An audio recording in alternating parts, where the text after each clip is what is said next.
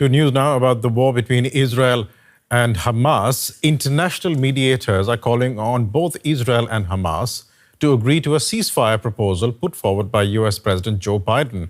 Israeli Prime Minister Benjamin Netanyahu is under intense domestic pressure. Some want him to reach a truce and secure the immediate release of hostages taken by Hamas during their October 7th attack. But Netanyahu's far-right allies are threatening to bring down the government if he does so.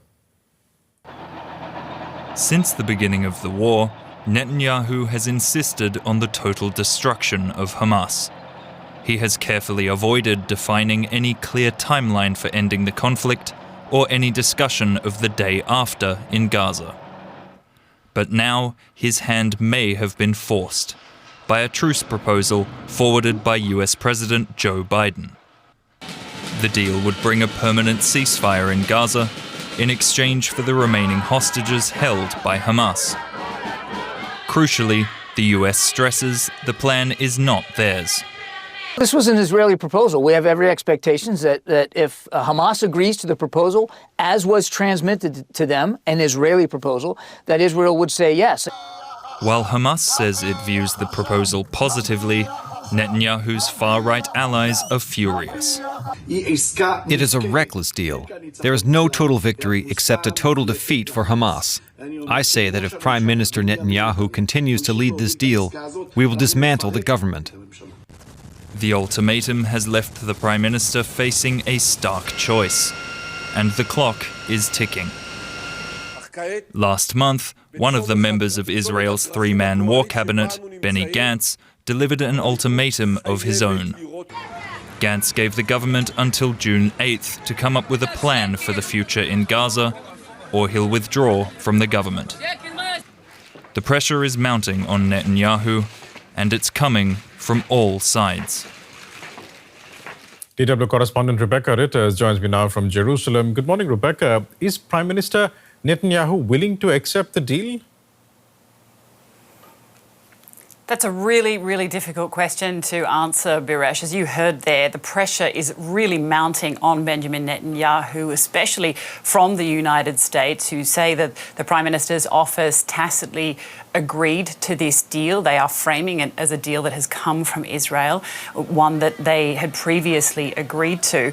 But on the weekend, we heard from Prime Minister Benjamin Netanyahu, who again reiterated that he would not accept any deal that led to a permanent ceasefire before Hamas are completely, obliterated and are completely taken out of the Gaza Strip. So that is something that he's promised to his far-right members of his coalition, who on the weekend also threatened to break up that coalition should Prime Minister Benjamin Netanyahu agree to such a deal. We heard this morning that Prime Minister Benjamin Netanyahu, that is due to meet with one of those far-right ministers. So there are clearly talks ongoing, but as he keeps reiterating, he wouldn't agree to a deal that leads to this permanent ceasefire. That has been the sticking point. On the other hand, you have Hamas, who won't agree to a deal that doesn't lead to a permanent ceasefire. So that's where the gap really lies and has lied for months now. So, the sticking point of that is that particular deal. The US are putting immense pressure on Benjamin Netanyahu and saying, as you heard there from John Kirby, saying that if Hamas do agree to this, and it's certainly looking like they may do, they have responded positively so far. We're still waiting for a final response, but if they do, that the US expects Israel to agree to. Israel's Defense Minister Yoav Gallant has said Israel is looking into an alternative local governing body to take over from Hamas. Are they talking about the Palestinian Authority? Well, he didn't specify what he meant by this governing alternative. The Palestinian Authority is certainly one serious option that is being touted by the United States. For one, certainly that's what they're saying they'd like to see in a post-war Gaza, that a revitalised Palestinian Authority, as they say, could then govern both the West Bank and the Gaza Strip. Currently, obviously, as we know, they don't govern in Gaza, but they do govern in the West Bank, though there are issues. They're largely seen as corrupt. They don't have a huge support base. They haven't held elections for many years, and they don't have a lot of authority with Palestinians in general. So that's why the US are calling for them to be revitalised. But Benjamin Netanyahu has said he does not see that as the option.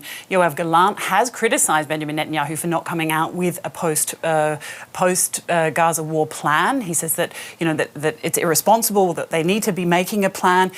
He's certainly against establishing Israeli civilian control in Gaza. That's something that Gallant has said he does not want to see, and he's all for Palestinian entities governing in areas along with international bodies. But we'll just have to see what happens. He hasn't specified whether he means those governing entities to be the Palestinian Authority, but that is a very unpopular option for the Israeli government. We'll leave it there for the moment. DW's Rebecca Ritters in Jerusalem. Thanks very much. Let's get some more context from Professor Yossi Mekelberg from the Middle East and North Africa program of the think tank Chatham House. Yossi, Prime Minister Netanyahu finds himself in a sort of a clinch between his own government, the US, and the will of many of his own people who demand he bring the hostages home. Is that a circle he just can't square? It's a difficult circle to square, but it's all of in his own making. He is the one that formed a government with the far right that has no strategic outlook whatsoever. They don't understand how wars are conducted. They have a messianic view of the world, and they will continue the war forever.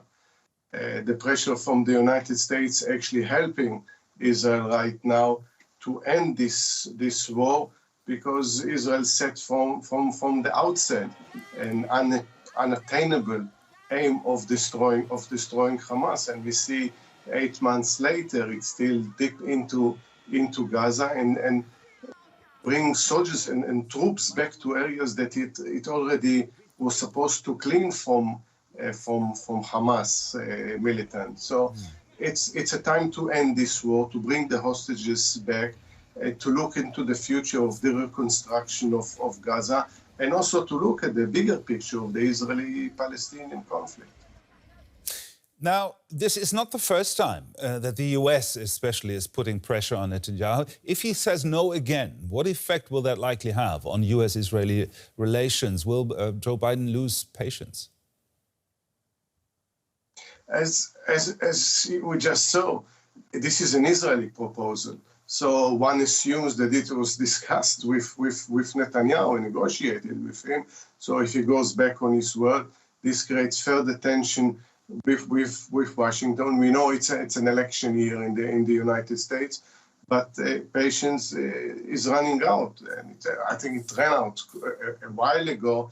There is a difference between a gap right now between the lack of patience with the Netanyahu government, at the same time how the United States react.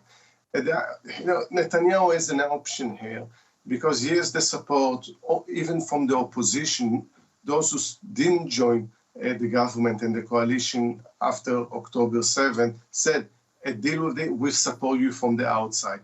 The party that was in opposition before October 7 says exactly the same. This is part of the ultimatum of reaching a deal along these lines and supporting Netanyahu. But at the end of the day, it is decision what he puts first, the country or his vested interest.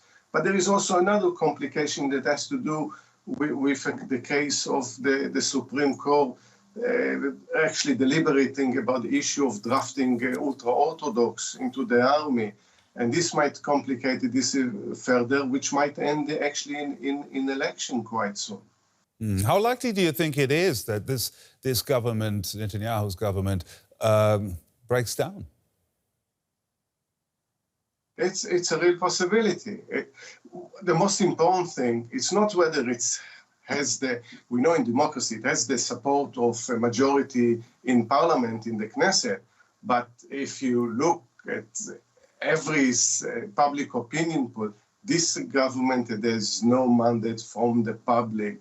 Because what happened since the last election until now was a sea change in Israel. This is not what they ran for. This is a government that failed its people on October 7 and fails the country ever since. So the public is desperate for election. It's a timing again that it was Netanyahu out and a new government. that will deal the pressing issues. With that comes again the complication of drafting ultra-Orthodox. The far right is actually threatening to leave government if there is a deal, or they even put pressure to accelerate and escalate the war with Hezbollah in the north, because this is the only modus operandi they know, never-ending war. Thank you very much, Yossi Mekelberg from the think tank Chatham House in London. Thank you.